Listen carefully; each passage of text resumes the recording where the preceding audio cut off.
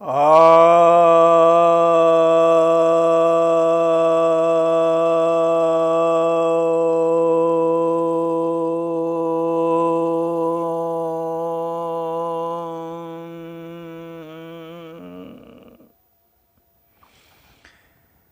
सभी भक्त जनों को सप्रेम नमन। भक्तों, आज मैं आपके समक्ष श्रीमद् भगवद गीता के 11वें अध्याय के 5वें श्लोक पर प्रवचन करने जा रहा हूँ। श्री भगवान उवाच, भगवान कहते हैं, पश्य मे पार्थ रूपाणि सत्सो अथ सहस्रशः नाना विधानि दिव्यानि नाना वर्णाकृतिनि च। अर्थात, हे पार्थ, तुम मेरे इन सैकड़ों हजारों नाना प्रकार के और नाना वर्ण के तथा नाना आकृति वाले दिव्य रूपों को देखो। तो भगवान ने यहाँ पर अर्जुन को पार्थ से संबोधित करके यह संदेश देने की कोशिश की है कि तुम मेरे बहुत करीबी हो, तुम मेरे रिश्तेदार हो।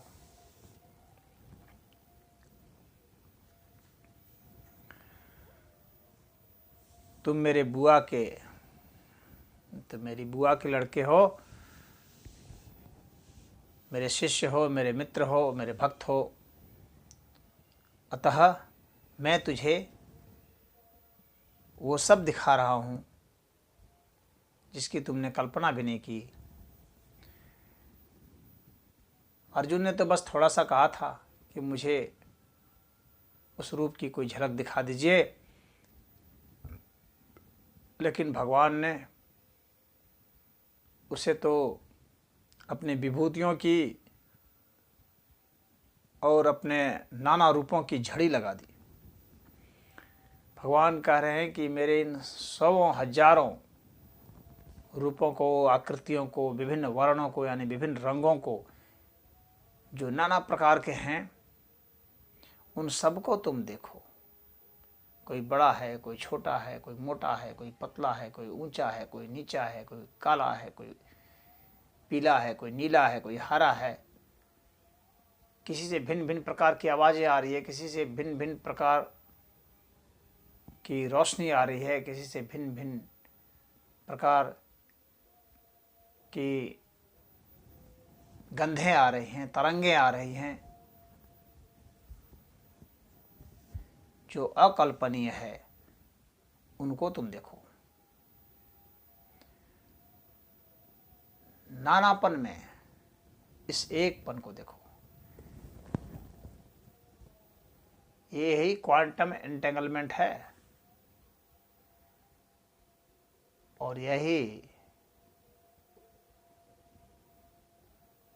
क्वांटम क्रोमोडायनेमिक्स है।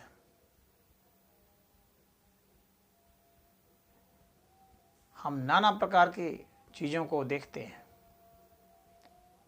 एक में ही, और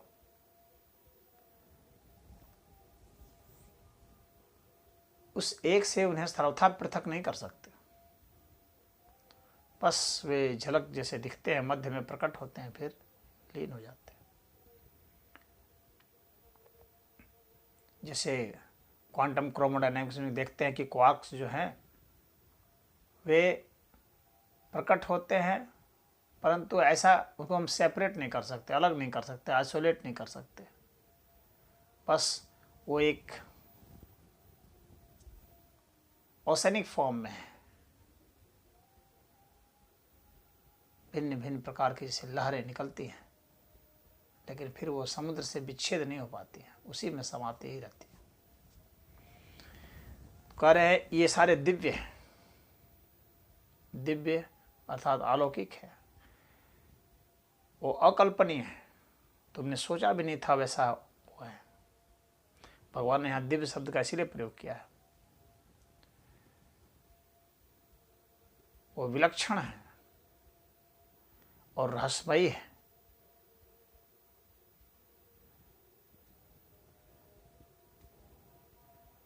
और दिव्य इस अर्थ में भी है कि सामान्य रूप से जो भौतिक नियम होते हैं, दिव्य अलौकिक किसको कहते हैं? जो सामान्य रूप से जो भौतिक नियम होते हैं उसका जो अतिक्रमण करता है, यानी सामान्य फिजिक्स का जो नियम है, सिद्धांत है, उससे जो अलग हो जाता है, विलक्षण हो जाता है, जो और बहुत सूक्ष्म नियमों में चला जाता है,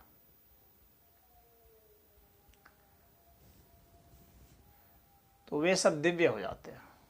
वो एक तरह से जादूगरी जैसी हो जाती है बात। तो फिजिक्स के जो सूक्ष्म नियम हैं वे जादूगरी टाइप के हैं। जो स्थूल नियम हैं वे हमें समान रूप से दिखते हैं और उसमें हमको लॉजिक दिख जाता है, लेकिन जो लॉजिक का अतिक्रमण करने लगे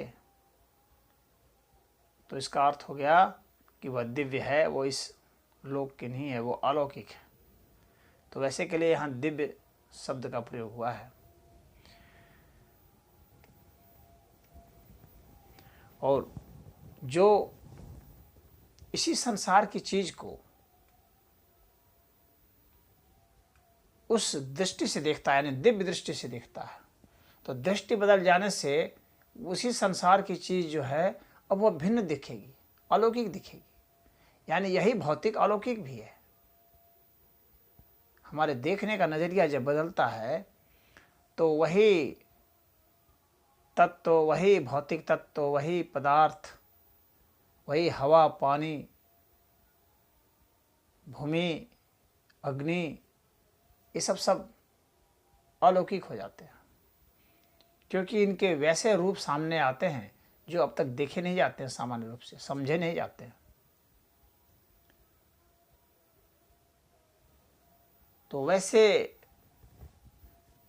दृश्य नजर आते हैं और भगवान कह रहे हैं तुम ऐसे दृश्यों को देखो। तो जब व्यक्ति समाधि में उतरता है तो वैसी दृष्टि उसे प्राप्त हो जाती है, इसीलिए उसे दिव्य दृष्टि कहते हैं। दिव्य दृष्टि अर्थात पदार्थों के भीतर हमें दिव्यता नजर आ जाए। दिव्यता अर्थात हमें अलौकिकता नजर आ जाए। अलौकिकता का मतलब हो गया कि जो सामान्य फिजिक्स का जो नियम है, जो सामान्य केमिस्ट्री का नियम है, सामान्य बायोलॉजी का नियम है, इस नियम का अतिक्रमण कर दे और उसकी रहस्य की जो परतें हैं वो खुल जाए। उनके भिन्न भिन्न रूप, रंग, आकार, प्रकार और उनके रिएक्शंस हमें दिखते हैं जो कि सामान्य रूप से नहीं दिखते, नहीं पता चलता, वे वहाँ दिखने लगेंगे। इसीलिए वे दिव्य है। दिव्य का अर्थ यह कुछ लोग समझते होंगे कि कुछ अन्य, किसी अन्य जगह के कुछ, मतलब इस अस्तित्व से हट करके कोई पदार्थ कहीं आ जाएगा या कोई चीज़ आ जाएगी जो दिखेगी, वैसे कोई बात नहीं। जो यहाँ के पदार्थ है उसी में से कुछ भिन्न दिखना शुरू हो जाएगा, उसी के भीतर की और उसके विलक्षण चीज़ें कुछ दिखेंगी जो कि सामान्य आंखों से नहीं दिखती, वह उसकी दिव्यता है। तो यहाँ पर भगवान यही कह रहे हैं। और ऐसा कब दिखता है, ऐसा क्यों दिखता है, किसको दिखता है? अर्जुन जैसे व्यक्ति को, जिसने कि अपनी विनम्रता स्वीकार कर ली, जिसने कि प्रभु के चरणों में समर्पण कर दिया, जिसने कि कह दिया कि अगर मैं पात्र हूँ तो आप मुझे दिखाइए। तो ऐसा जो निर्बल हो गया, ऐसा जो समर्पित हो गया, ऐसा जो भक्त हो गया, तो ऐसे लोग ही वास्तव में समझदार होते हैं, क्योंकि ऐसे लोग अपनी इस विनम्रता से, इस सौम्यता से उन चीज़ों को देख पाते हैं जो अन्य नहीं देख पाते, और ऐसे लोगों के ही अध्यात्म के दरवाजे खुल जाते हैं। तो अर्जुन जैसे गुणों के कारण ही आध्यात्मिक दरवाजे किसी साधक के खुलते हैं। तो भगवान ने उन्हें दिखा दिया। और जो अपने को बहुत समझदार समझते हैं, बहुत होशियार समझते हैं, बहुत धूर्त समझते हैं, बहुत विद्वान समझते हैं, पंडित समझते हैं, वे अपनी इन्हीं समझदारी और इसी पंडिताई में फंस जाते हैं, उसके गुलाम बन जाते हैं। अपनी समझदारी और पंडिताई का गुलाम बन जाना भी अध्यात्म के रास्ते में खतरनाक होता है, क्योंकि वहाँ पर अहंकार खड़ा हो जाता है। तो हमारे उस ईगो हैसल की वजह से ऐसी स्थिति आती है कि हम अपने भीतर के उस दिव्य रहस्य को नहीं देख पाते हैं। नहीं जान पाते हैं। अपने उन भिन्न भिन्न प्रकार के, नाना प्रकार की आकृतियाँ और दृश्य और चेहरे और रंग रूप और इन रंगों के स्रोत और उनसे भी पार की जो अवस्थाएं होती हैं, वे सब हम नहीं देख पाते। तो यहाँ पर ये सब देखने को मिलेंगी। परंतु अब यहाँ पर एक बात और समझने जैसी है कि ये सब जो भिन्नताएं हैं, जो दृश्य की और इसकी, ये इसी भौतिक जगत के, मैंने कहा ना, विलक्षण चीज़ें हैं, वो सब है। जो केवल अवस्था है, परम अवस्था है, वहाँ इस प्रकार के नाना दृश्य और ये सब में कुछ भी नहीं है। वहाँ पर कोई चित्र, कोई गंध या कोई स्पर्श, ये सब कुछ नहीं है। इन सबसे परे की सत्ता है, जिसका उपनिषदों में काफ़ी वर्णन आया है। तो यह सब विभूति योग की स्थिति होती है। महर्षि पतंजलि जी भी ने विभूति पाद में अपने बहुत सारे वर्णन किए हैं।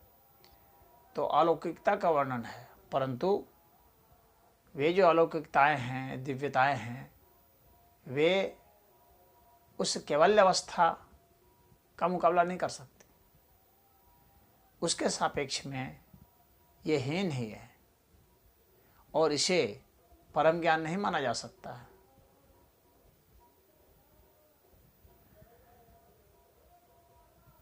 इसे इस विश्व का रूप का दर्शन तो माना जा सकता है, परंतु इसे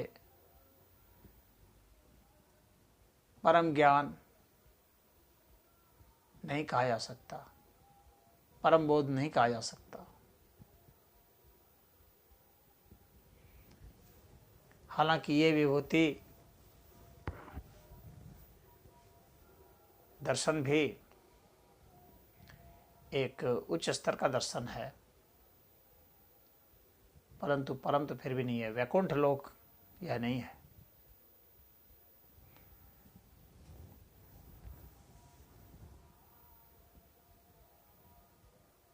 तो जहाँ पर